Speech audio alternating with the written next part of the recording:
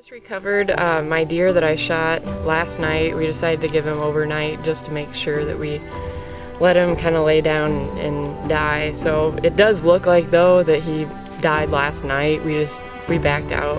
He was, I don't know, probably 100 yards further than where we stopped. Thank you for tuning in to Last Breath TV's Throwback Thursday. This is where we show off all of our favorite whitetail, turkey, hand fishing, antelope, mule deer, and bear hunting episodes from the past.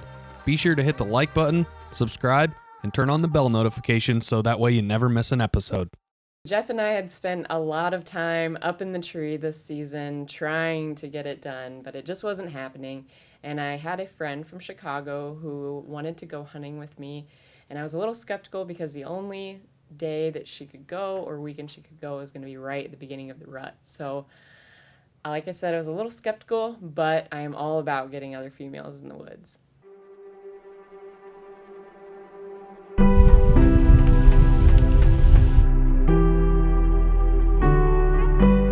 Drew is one of my closest friends from college, and I was super excited for her to come and see what it was like to go hunting for the first time.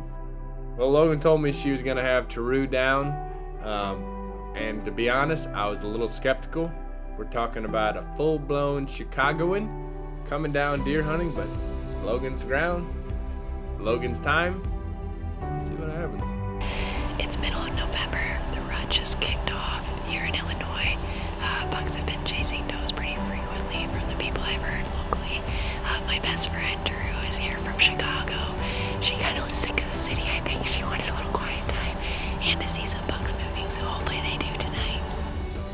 We did the scent-free game. I showed her what to do with that. I had her hike Bucky, our decoy, up. We got him set up in the tree stand, and waited.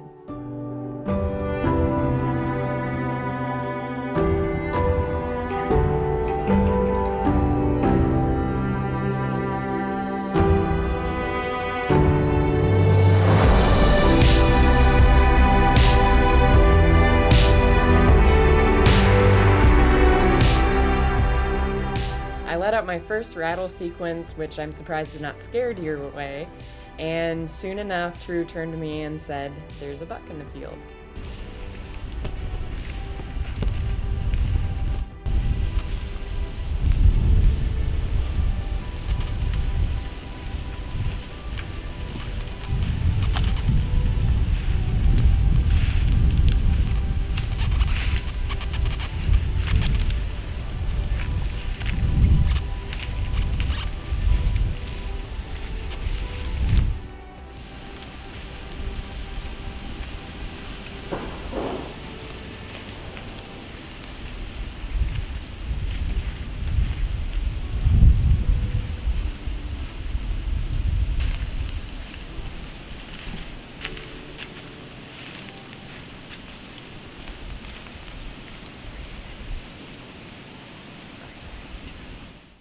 It seemed like I was drawn back for a long time, but I finally let a shot go, and it just so happened that at the time that I let the shot go, he kind of quartered a little bit into the shot, so I shot a little further back than what I would have hoped.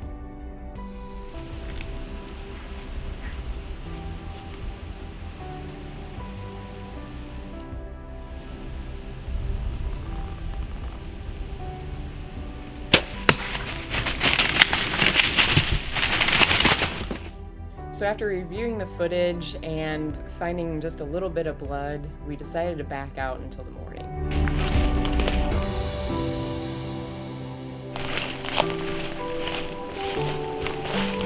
We'd just gone a little further. We just recovered my deer that I shot last night. We decided to give him overnight just to make sure that we let him kind of lay down and die. So it does look like though that he died last night. We backed out. He was, I don't know, probably 100 yards further than where we stopped.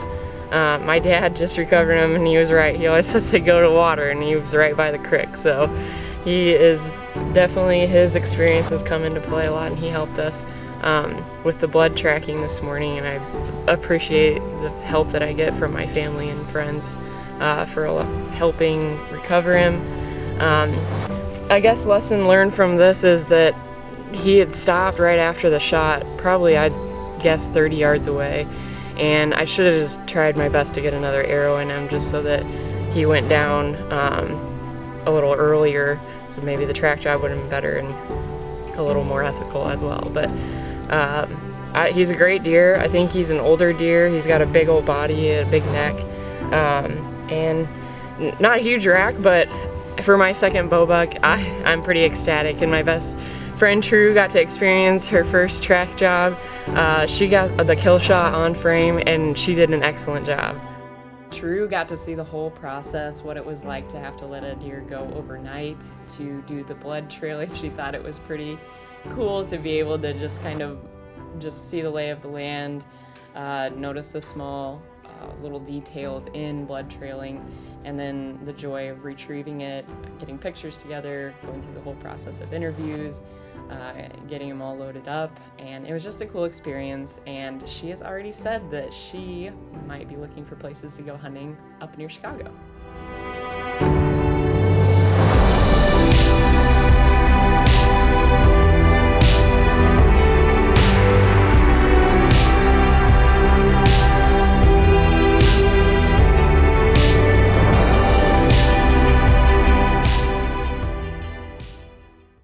If you like listening to hunting stories as much as watching them, then check out our podcast. The Last Breath Huntcast is available on iTunes, Spotify, and all other major podcast platforms.